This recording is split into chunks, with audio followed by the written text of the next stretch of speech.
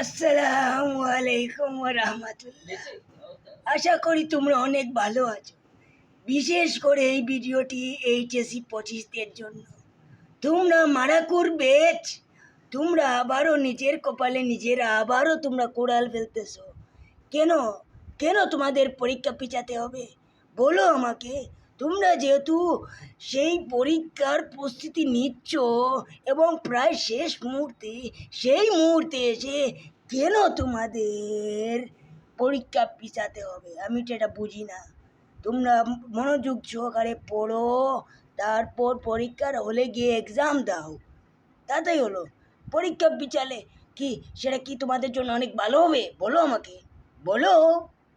সেই জন্য তোমাদের বলছি, তোমরা এইসব পরীক্ষার পেছানো পেছানো এইসব পেছাল না পেরে তোমরা এক্ষুনি টেবিলে বসে পড়ো এবং মনোযোগ সহকারে পড়ো এবং পরীক্ষার জন্য একটা ভালো প্রস্তুতি নাও। বুঝছো বুঝছো ভাইয়া, বুঝছো?